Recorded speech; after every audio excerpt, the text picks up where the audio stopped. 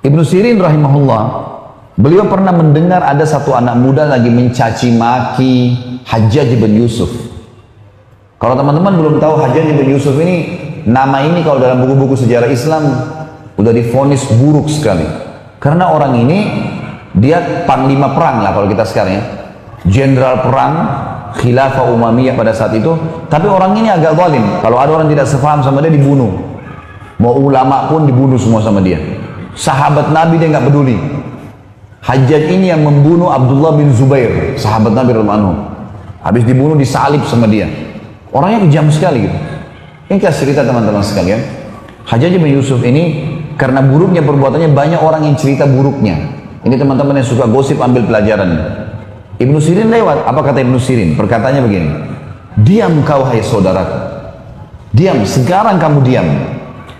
Sesungguhnya Hajjaj yang sedang kamu ceritain itu sedang menuju ke Tuhannya. Dia sedang menuju kepada kematian. Dan kau juga sedang menuju ke Tuhanmu. Dan pasti kamu dan dia pada hari kiamat dipertemukan oleh Allah. Apa kata Ibnu Sirin nasihatnya? Pada saat nanti kamu sedang antri ditimbang amalmu dan Hajjaj masih nunggu untuk ditimbang, kau akan temukan dosa yang paling kecil yang kau lakukan lebih berat di sisi kamu daripada dosa terbesarnya Hajjaj. Jadi kalau kau lagi ditimbang amalmu nanti, dosa kecil pun bisa berbahaya buat kau, bisa masuk neraka. Itu pada saat ditimbang amalmu kau lebih takutin daripada dosa terbesarnya Hajjaj. Karena Hajjaj belum ditimbang amalnya. Itu artinya kamu hati-hati. Perbuatanmu sendiri bisa menjerumuskan kamu. Lalu dibilang oleh Ibnu Sirin rahimahullah, setiap orang bertanggung jawab terhadap apa yang dia lakukan. Dan ketahuilah, pasti Allah akan mengambil dari Hajjaj hak-hak orang yang telah dia zalimi. Hajjaj pernah bunuh orang, pernah caci maki orang, pernah mengambil haknya orang lain.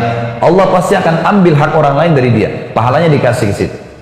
Tapi jangan lupa, kata Ibnu Sirin, juga Allah akan memberikan kepada Hajjaj hak-haknya dari orang yang menzaliminya.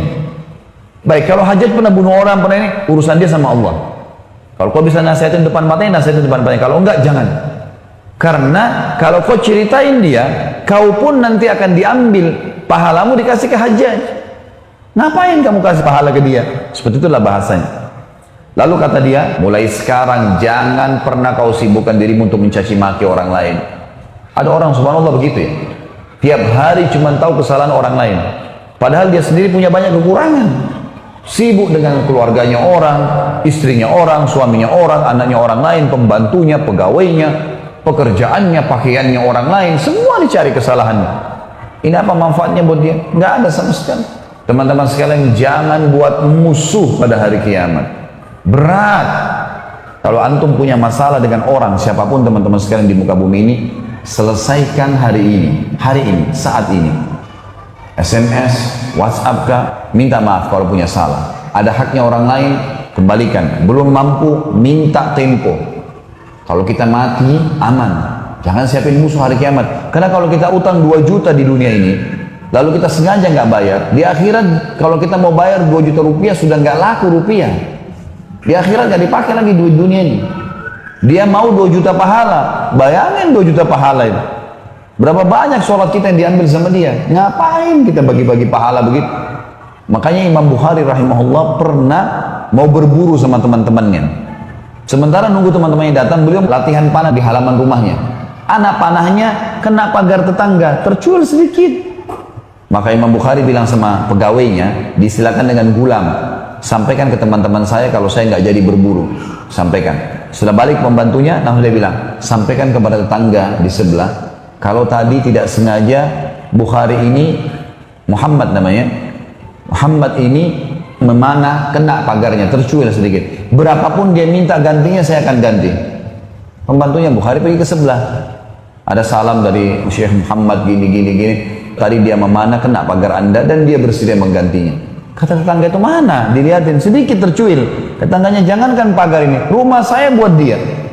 Saya maafin. Waktu pembantu Imam Bukhari kembali teman-teman sekalian, apa yang terjadi? Imam Bukhari tahu berita, sujud syukur kepada Allah, bersedekah kepada fakir miskin. Kenapa? Karena nggak jadi punya musuh hari kiamat, karena pagarnya orang tercuil sedikit. Berapa kali kita rusak barangnya orang? Teman-teman yang suka sewa rental mobil, karena mobil rental main tabras saja sembarangan. Tak boleh teman-teman, tanggung jawab. Saya dengar berita di Indonesia ini kalau ada orang ngontrak rumah, ya ngontrak, dirusakin rumahnya orang. Bagaimana antum terima awalnya, kembalikan seperti itu. Kalau enggak, tanggung jawab hari kiamat. Saya subhanallah pernah ngontrak rumah di Jakarta. Sebelum saya keluar, saya panggilin tukang, cat semua, persis seperti itu saya masuk. Bahkan lebih bagus lagi daripada itu. Ada teman saya cerita, salah satu teman di Jakarta mengatakan, ada orang ngontrak bahkan, begitu keluar, dicabut semua jendelanya orang, pintunya orang. Udah ngerusak, mencuri, ini apa ini? Nggak boleh teman-teman. Kata Nabi SAW, balasan akan datang sesuai dengan kadar perbuatan seseorang. Hari ini mobil orang kita pakai sembarangan, main tabras, kena lubang, polisi tidur ditabras saja. Besok mobil antum akan dibuat seperti itu. Hari ini kita tendang seseorang, besok kita ditendang. Jadi teman-teman sekalian, hati-hati. Allah maha mengawasi dan mengontrol. Kisah yang kedua teman-teman sekalian adalah kisah Hasan Basri rahimahullah. Hasan Basri ini pernah satu waktu lagi jalan mengantar jenazah. Sambil mengantar jenazah, Imam Hasan Basri sempat teman-teman sekalian berzikir. Subhanallah, alhamdulillah, wala ilaha illallah, Allahu akbar. Ada anak muda di sebelahnya nanya, wahai imam, kenapa anda berzikir? Mau tahu? Ini kan ulama. Kok bisa? Memang ada sunnahnya orang antar jenazah sambil berzikir gitu ya. Maka kata Hasan Basri, hai anak muda, saya mau tanya, kalau jenazah ini tiba-tiba hidup sekarang, apa yang dia buat? Apa yang akan dia lakukan dari amal soleh? Kata anak muda itu, dia akan sholat, dia akan puasa, dia akan bakti sama orang tua, dia akan sedekah. Kata Hasan Basri, kenapa kau bilang seperti itu? Dia bilang karena dia sudah tahu sekarang kalau orang mati tahu pentingnya amal soleh. Baik, apa dia akan buat dosa? Kata Hasan Basri. Anak muda ini bilang tidak mungkin. Kenapa? Loh, karena dia sudah tahu sekarang ada azab kubur, ada azab akhirat nanti. Dia udah tahu. Kata Hasan Basri, yang kau ucapkan benar itu, sangat benar. Tapi ketahuilah anak muda, bahwasanya jenazah ini tidak akan pernah hidup selamanya. Nasihatnya adalah, dan jadikan dirimu seakan-akan jenazah ini yang Allah hidupkan sekarang dan masih bisa beramal soleh. Karena orang ini tidak mungkin. Saya berzikir karena saya tiba-tiba berpikir jenazah ini sudah nggak bisa berzikir, maka saya berzikir daripada saya cuma ngantar kosong. Teman-teman di sini, kalau kita lagi lampu merah misalnya, daripada antum cuma tahu lihat helmnya orang warna apa, merek mobilnya apa, zikrullah, astagfirullah wa atubu ilaih, astagfirullah wa atubu ilaih, zikir kepada Allah. Saya pernah praktekin teman-teman di Jakarta, pas lampu merah 1 menit 60 detik, subhanallah. Saya coba mau tahu, saya ambil mushaf, ada Quran di dashboard mobil saya ambil, saya buka, saya bisa baca setengah halaman. Ternyata kalau kita maksimalkan waktu itu luar biasa. Saya pernah pakai 1 menit istighfar, bisa 100 kali. Caranya astagfirullah wa atubu ilaih, astagfirullah wa atubu ilaih. Yang paling ringkas. Salawat juga begitu, Allahumma shalli ala Muhammad, Allahumma shalli ala Muhammad, Allahumma shalli ala Muhammad. Bisa kita gunakan. Lagi beli barang di supermarket, teman-teman sekalian, buka baju saja dan mau pakai baju, itu bisa dapat pahala. Zikir. Dan kalau bisa fokus di 2 saja, astagfirullah dan alhamdulillah. Astagfirullah bersihin dosa, alhamdulillah password nambah nikmat. Itu saja. Alhamdulillah, alhamdulillah, alhamdulillah. Terus ucapkan kalimat itu. Isi dengan ibadah teman-teman. Syekh bin Baz, salah satu ulama di Saudi, mufti Saudi, itu diceritakan oleh murid-muridnya. Mereka mengatakan Syekh bin Baz ini kalau terima teleponnya orang, sambil dengar orang bilang apa ngeluh, sambil berzikir. Nanti dia diam, kalau dia sudah jawab. Gak ada waktu untuk diam nih. Ucapin sesuatu, pahala.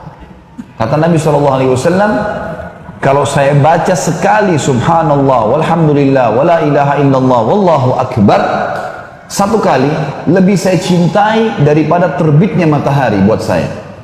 Kata para ulama, maksudnya adalah Kalau orang membaca satu kali subhanallah, alhamdulillah, wa la ilaha illallah, Allahu akbar, Allah akan kasih pada hari kiamat sesuatu yang membuat dia terkagum-kagum, mengalahkan terkagumnya dia dengan terbitnya matahari. Kata Nabi SAW, la hawla wa la quwata illa billah. Harta karunnya surga. Kata para ulama hadis, maksudnya adalah orang kalau di depan istananya nanti, kalau dia baca la haula wala quwwata satu kali, Allah akan buka tanah surganya terbuka, keluar sesuatu hadiah buat dia. Seperti harta karun, dibuka menyenangkan hati dia. Entah apa isinya, Allahu alam. Tapi kata Nabi SAW begitu. Dua kalimat yang ringan di lidah, berat di timbangan hari kiamat, dicintai oleh Allah. Subhanallahi wa bihamdi, subhanallahil azim. Kata Nabi SAW, siapa yang membaca salawat untuk satu kali, Allah membaca salawat untuknya 10 kali. Maksudnya Allah tambahkan rahmat dan pengampunan terhadap dosanya, rahmat atas kebutuhannya dan pengampunan dosanya dengan satu kali baca salawat. Kenapa nggak baca? Allahumma shalli ala Muhammad, Allahumma shalli ala Muhammad. Ini kita bicara yang ringkas dan simpelnya. Tentu ada lafaz-lafaz yang lebih panjang gitu kan. Contoh saja. Jadi gunakan teman-teman sekalian. Ini nasihat Hasan Basri yang sangat berharga sekali. Bagaimana dia memberikan nasihat kepada anak muda tadi.